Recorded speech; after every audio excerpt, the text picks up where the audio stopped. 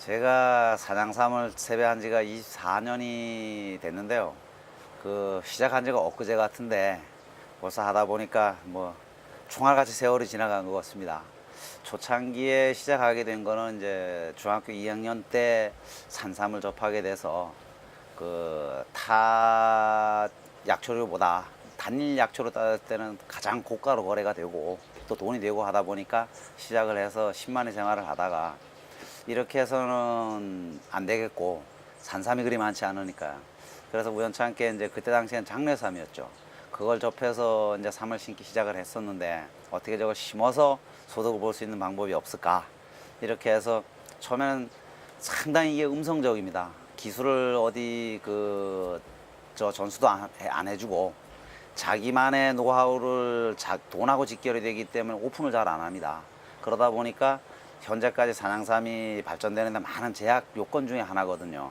근데 우연찮은 기회에 한 농가하고의 교류가 있어서 이제 장례삼 재배하는 포지를 보게 됐어요. 그때 볼 때 저는 10만이도 했고 일부 조금 산에다 옮겨 심은 부분도 있고 이렇게 해서 저렇게 하는 것보다 이렇게 하면 돈이 되겠다 싶어서 처음에 시작할 때는 부업으로 했습니다. 10만이도 하면서 삼도 심으면서 또 즉석 가공 제조 판매업이라고 하죠. 이제 건강화 쉽게 얘기하면 그걸 하면서 산에서 약초를 채취를 하고 산산도 팔면서 이렇게 하다가 보니까 이제는 전업으로 갈 시점이 도래가 할 시기가 됐어요. 그러다 보니까 초창기에 시작할 때는 이제 사유림 10,000평부터 임대를 해서 시작을 하다가 요거만 심고 안 심어 이렇게 하다 보니까 또 돈이 되는 거에 이제 현실적으로 느껴지기 시작하니까 10,000평 더 늘고 20,000평, 30,000평 이래 늘어나기 시작하니까 제 혼자서 하기에는 너무나 힘들고 사람을 사서 그 다음에 하기 시작하다 보니까 지금 현재 하는 게 한 30헥타 평수로 따지면 이제 심겨져 있는 게 3, 3, 9, 한 90,000평 정도 되겠죠. 근데 이제 산은 삼각법으로 되기 때문에 실평수로 따진다면 15만 평이 조금 넘습니다.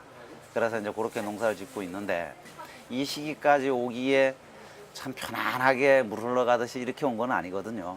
참 높낮이도 있고 힘든 때도 있고 참 진짜 울고 싶은 때도 있었고 이걸 꼭 해야 되느냐 회의감도 느낀 적도 있었고 그렇던 부분인데 가장 이제 힘든 부분이었던 게 산에다가 잇몸 밑에 재배하는 게 어디에 알려져 있는 것도 아니고 기본 기술이 책자에 기록되어 있는 것도 아니고 기본 재배 지침이 없다가 보니까 그걸 스스로 몸소 익혀야 되고 실패도 겪어야 되고 그걸 토대로 해서 돈을 벌 수 있는 방향으로 가야 되는 스스로 기술을 개발을 하고 스스로 문제점을 해결을 해야 된다는 어려운 점이 있었어요. 그래 이제 비근한 예를 하나 들어드린다고 한다 그러면 이 씨앗을 심는데 발화율이 상당히 떨어지거든요. 받아서 심었을 경우에. 그런데 이 발화율을 높이려고 그러면은 개감 문제가 상당한 어려움이었었어요. 그래서 10년 동안 이제 옛날 했던 방식대로 해서 모래다 넣고 비벼야 된다. 겨울에 땅속에 얼려서 터트려야 된다. 여러 가지 설이 있었어요. 그 방법대로 다 해봤어요. 안 돼요. 그러다가 이제 우연찮게 기술센터에 이제 뭐 봉사활동 하느라고 나가서 하다가 이제 계장님 보고 물어봤어요. 인산시 개갑 어떻게 합니까? 개갑하는데 그렇게 기술이 중요하다는데 그랬더니 아주 쉽게 얘기해요. 그거 모래다 묻어서 물만 주면 돼요. 아니 그렇게 얘기하지 말고 좀 자세히 좀 얘기 좀 해줘 봐요. 이러니까 저 물만 부으면 된다고요. 모래다 묻어서. 그러니까 다 재차 물으니까 책자를 하나 주더라고요. 그래 보니까 모래를 깔고 씨앗을 넣고 모래를 덮고 씨앗을 넣고 모래를 덮고 이런 식으로 해서 하루에 아침 저녁으로 2번만 물을 주게 되면 100일만 물을 주면 자동적으로 개갑이 된다. 그래 와서 해보니까 진짜 되는 거예요. 그런데 그거를 누가 가르쳐 주지 않으니까 10년 동안 고생을 했다는 얘기예요. 그런 이제 기술적인 문제의 애로사항도 있었고 또 한 번은 그렇게 해서 만여 평을 다 심어놨는데 어느 날 갑자기 올라가 보니까 아까도 보셨다시피 순이 시들어서 시들시들 넘어가는데 땡겨보니까 밑은 쥐가 다 먹고 없어요. 그런데 그게 쥐가 발생을 하게 되면 쥐구제를 그때는 하지를 않았으니까 쥐 피해가 있는 줄도 몰랐으니까 전체 포장의 50% 이상이 쥐가 먹었어요. 그러다 보니까 5년 동안 고생해 놓은 걸 한순간에 한 달 사이에 쥐가 다 먹어버린 거예요. 야, 이거 쥐가 이렇게 파먹는데 이 산양삼을 산에다 심어서 이거 소득을 볼 수 있겠느냐. 이게 계속 내가 이 사업을 해야 되냐 말아야 되느냐 기로에 섰댔어요. 그러나 쥐가 안 먹는 자리도 있고 쥐가 달래든다고 한다면 어떻게 하든지 쥐를 퇴치를 하는 방법을 한번 택해보자. 그래서 약도 놔봤고 쥐틀도 놔봤고 여러 가지를 해봤는데 역시나 쥐는 퇴치할 수 있는 방법이 없었어요. 그래서 지금도 쥐를 완전 박멸하기는 어렵습니다. 그래서 쥐가 못 들어오게 망을 친다거나 쥐약을 놓는다거나 아니면 쥐가 싫어하는 부분에 갖다 심는다거나 뭐 수단과 방법을 안 가리고 쥐 피해를 덜 받게 하고 그 농사를 짓는 방법을 택해서 지금 농사를 짓고 있고요. 그 다음에 한 번은 또 한 7년근 정도 됐는데 저는 그 야생 짐승이 들어서 그 순을 다 비워냉기지 않았으면 나한테 억하심정이 있어서 누가 와서 낫으로 순을 다 잘라놓지 않았냐 이럴 정도로 다람쥐 피해를 받았어요. 다람쥐도 씨만 따먹는 게 아니고 산뿌리의 맛을 보게 되면 뿌리를 다 캐먹어요. 순을 다 잘라놓고. 그 아주머니들이 김을 매러 10명씩 올라갔는데 한 사람씩 순을 안고 나왔어요. 그때 당시에는 순이 가공으로 들어가고 필요치 않으니까 그 아줌마들이 차크레 목에 다 안고 갔어요. 그거. 그러니까 막 한 사람씩 안고 갔거든요. 그러니까 그 하나를 안으면 도대체 산양삼이 몇 뿌리겠어요. 그러면 7년 동안 공들여 놓은 게 그것도 불과 한 달 사이에 이 시기쯤 됐습니다. 이 우기철쯤 됐을 때. 그 몽땅 다 다람쥐한테 다 뺏겼어요. 그래서 또 한 번 고난을 겪었고 그게 이제 보완을 해놓고 나니까 그 다음에 멧돼지가 달래 들어가지고 또 싹 다 파먹네요. 멧돼지는 진짜 머리가 좋아서요. 풀 속에 간혹 하나씩 있는 띄엄띄엄 있는 개체수까지도 골라서 그 산만 찾아서 파먹어요. 또 많이 심겨져 있는 데는 밭처럼 갈아 엎어요. 고구마 밭이나 감자 밭처럼. 그렇게 피해를 입고 이렇게 하다 보니까 이 세 가지를 극복하지 못하면 아무리 노력을 해도 허사가 되는구나. 사람이 훔쳐가는 거는 아직까지 저는 없었어요. 거의 산에 들어가 살다시피 하니까.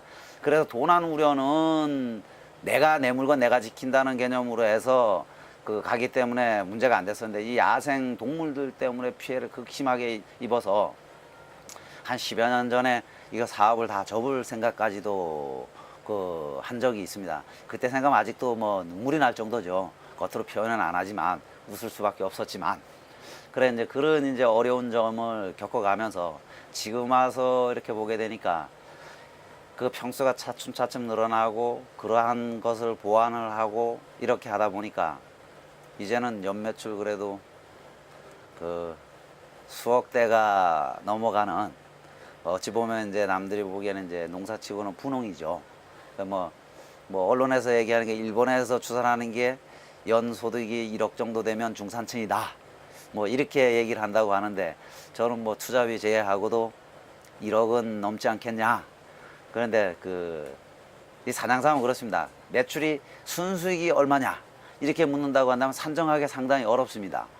왜 그런가 하면 7년에 거쳐서 투자를 했던 것을 그 산에서 나온 걸 산에다 재투자를 하기 때문에 그 재투자 금액을 제외한 소득을 순소득이라고 해야 되는데 매년 투자되고 매년 소득을 보기 때문에 순소득이 얼마다 이렇게 얘기하기는 조금 곤란합니다. 그래서 저는 물어보면 그럽니다.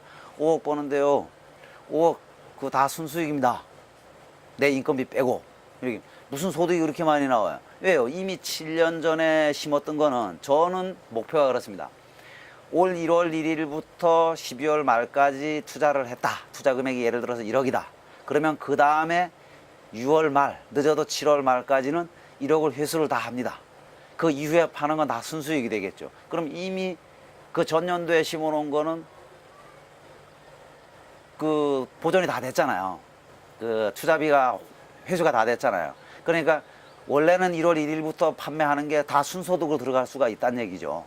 그렇게 따진다고 한다 그러면 예를 들어 제가 총 매출이 1억이라고 한다 그러면 순소득이 아무리 안 돼도 7, 8천은 되겠죠.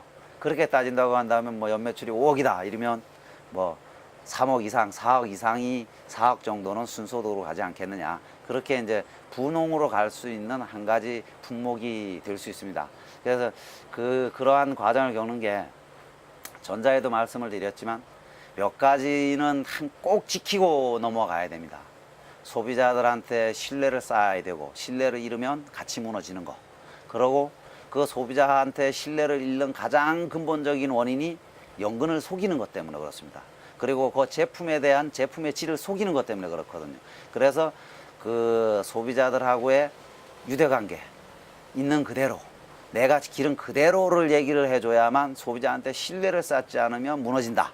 그러니까 이거는 장기 장목이기 때문에 인내심을 가지고 임해야 되고, 소비자하고 신뢰성 요걸 꼭 염두에 두시고 좀 인내심을 가지고 느긋하게 내가 7년 후부터 돈을 번다 생각하고 시작을 하신다면, 지금 처음 시작하시는 분들도 앞으로 7년 후면 그 힘들고 어려웠던 거, 그거 했던 거, 이제는 기술 이전 다 해주잖아요. 다 오픈 다 하고 하기 때문에 저보다는 훨씬 쉽습니다. 빨리 갈 수 있거든요. 저는 20년, 10년, 15년 이상 걸렸는데 그분들은 5년, 7년만이면 배울 수가 있습니다. 그게 이제 7년을 왜 7년을 잡는가 하면, 이론상으로 배우는 거는 1년만 해도 배울 수가 있어요. 그러나 내 포지의 특성을 알고 거기서 돈이 나오게끔 농사를 지려고 한다 이러면 7년이라는 세월이 흘러야만 알 수가 있어요. 쉽게 예를 든다 그러면, 이제 엄마 뱃속에서 나와서 막 이제 기르려고 하는 사람한테 거기다 일어나서 막 뛰어가는 얘기를 하게 되면 사기꾼밖에 더 되나요? 막 기는 사람한테 뛰는 얘기를 하면 이해를 할 수가 없어요. 그거는 그 시점이 와야만, 그 문제점이 발생하는 걸 알을 시기에 알려줘야만 내 기술을 만들 수가 있지, 미리 얘기해 준다고 해서 그게 다 배우는 건 아니거든요. 그래서 이건 역시 기술 이전 받는 것도 세월이 필요도 하다. 이론상으로 외우고 하는 거는 단 1년 만에, 머리 좋은 사람 한 달 만에 할 수도 있겠지만 그것은 아니다라는 얘기죠. 사냥삼은 경험에 의해서 7년이란 세월이 흘러야만 수확을 할 수 있다면 7년이란 그 시행착오를 겪어야만 내 기술을 만들 수 있다. 이렇게 말씀을 드릴 수가 있습니다.